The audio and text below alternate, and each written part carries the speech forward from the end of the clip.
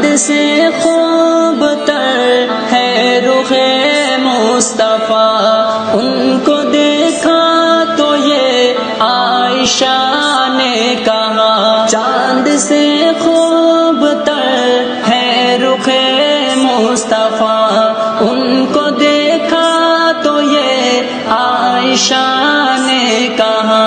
فیکی فیکی سی لگتی تھی ان کی ضیا، چاند جب تک رہا آمنے سامنے، بغیر تمہیں میں کیسے دودھ دے سکتا ہوں؟ تو حضرت عمر رضی اللہ تعالیٰ عنہ کے دل میں بات یہ آئی کہ ایک چرواہا اگر اس کے دل میں اتنی عظمت ہے کہ میں مالک سے پوچھے بغیر کیسے تمہیں دودھ دے سکتا ہوں، تو حضرت عمر نے سوچا کہ اس کا کچھ امتحان لینا چاہیے، تو ان سے حضرت عمر نے یوں فرمایا اس چرواہے سے، ایک کام کرو، میں تمہیں کچھ پیسے دیتا ہوں، یہ بکری تم مجھے فروخت کر دو، میرا فائدہ یہ ہوگا کہ راستے میں جہاں ضرورت پڑے گی دودھ پی کر کے اپنا گزارا کر لوں گا، اور بکری میرے بعد میں کام آ جائے گی، اور تم جو ہے مالک سے یوں کہہ دینا کہ بکری کو کسی جانور نے کھا لیا، پھاڑ لیا۔ تو جب یہ حضرت عمر نے اس چرواہے سے کہا تو اس چرواہے کے جو جملے تھے، اللہ اکبر، کیسا مقدس اور پاکیزہ دور رہا ہوگا وہ،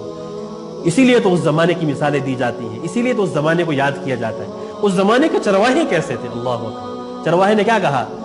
ہاں تم مجھے تو یوں کہہ رہے ہو کہ مالک سے یوں کہہ دینا کہ اس کو جانور کھا گیا، کوئی بھیڑیا کھا گیا، فَأَيْنَ اللَّهُ، تو پھر اللہ کہاں چلا گیا؟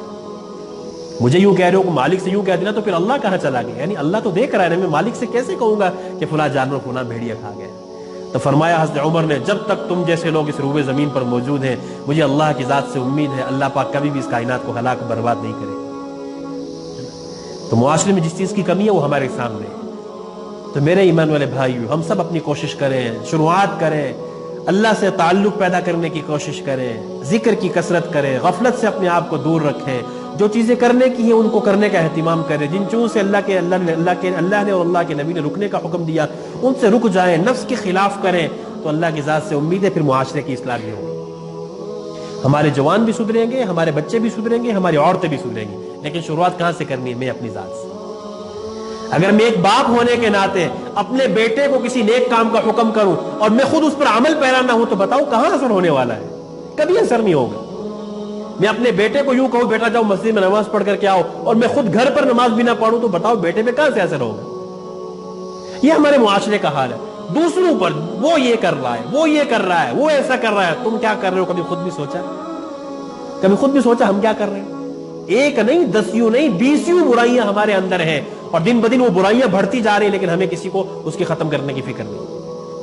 جس طریقے سے ظاہری جسم کی بیماری کو ختم کرنے کی فکر کرنی چاہیے، اسی طرح ان روحانی باطنی بیماریوں کو بھی ختم کرنے کی فکر کرنی چاہیے۔ جس طرح ظاہر جسم کی بیماریاں جب بڑھتی ہیں تو پھر ان کا لا علاج مرض ہو جاتا ہے، اسی طریقے سے اگر روح کی بیماریوں کا وقت پر علاج نہ کیا جائے تو پھر یہ بیماریاں بھی انسان کو ہلاک، تباہ و برباد کر کے چھوڑیں گی۔ اور جسم کی ظاہری بیماری کہاں تک انسان کو ہلاک کرے گی؟ دنیا سے مرے گا، ختم ہو جائے گی بات،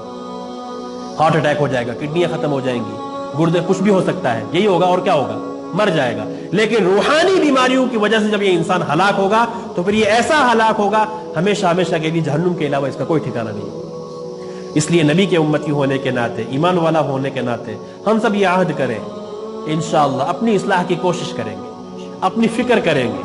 فکر مند رہیں گے کہ میرے اندر کون سی برائیاں ہیں جن کو میں دور کرنا چاہتا ہوں یا کر سکتا ہوں، مجھے کرنی چاہیے وہ برائیاں دور کریں گے تو انشاءاللہ اللہ کے یہاں سرخرو ہوگی اور ہمارے اعمال میں ترقی ہوگی، ہمارا تعلق اللہ سے مضبوط ہوگا۔ جب اللہ سے تعلق مضبوط ہوگا تو پھر اس کی برکت سے ہماری دنیا بھی اچھی بنے گی اور ہماری آخرت بھی اچھی بنے گی۔ تو مجھے امید ہے اللہ کی ذات سے یہ سلسلہ جو شروع کیا گیا، بہرحال چونکہ آج پہلا اتوار ہے، زندگی نے وفا کی تو آئندہ مہینے کا جو تیسرا اتوار آئے گا پھر کوئی صاحب آپ کے پاس آئیں گے، لیکن کوشش کریں جو مقامی حضرات ہیں وہ اس سلسلے کو بڑھانے کی کوشش کریں، پہلے سے اس کی محنت کریں، چونکہ بہت 1 گھنٹے کی ساری مجلس ہے، یہ کہنا سننا ہو سکتا ہے کسی کے لیے کچھ نفع بخش ثابت ہو جائے، کسی کے لیے دل میں کوئی بات اتر جائے، کوئی عمل پہ کھڑا ہو جائے، کوئی اللہ سے ڈرنے والا بن جائے، یا خود کہنے والا ہو سکتا ہے اس کے دل میں اللہ کا خوف پیدا ہو جائے۔ اس لیے ان مجلسوں کو قیمتی سمجھنا چاہیے، ان کی قدر کرنی چاہیے، تو اس لیے اس سلسلے کو بڑھائیں، ہر ایک ساتھی تعاون کرے، اپنے نوجوان ساتھیوں کو لے کر کے آئے، اپنے بزرگوں کو لے کر کے آئے، بچوں کو بھی ساتھ لائیں، اس لیے کہ اس پرفتن دور میں جتنا اللہ کی نسبت پہ جڑا جائے گا، جتنا اپنی اصلاح کی فکر سے کہا اور سنا جائے گا، انشاءاللہ وہ نفع بخش ضرور ہوگا۔ اللہ تعالی ہم سب کو جو کچھ کہا گیا، سنا گیا، کہنے سننے میں جو کمی کوتاہی ہو اللہ اسے معاف فرمائے، اور اگر کوئی نفع والی بات اللہ نے اپنے کرم سے کہلوائی تو اللہ پاک ہم سب کو اس پر عمل پیرا ہونے کی توفیق عطا فرمائے۔ وآخر دعوانا الحمد للہ رب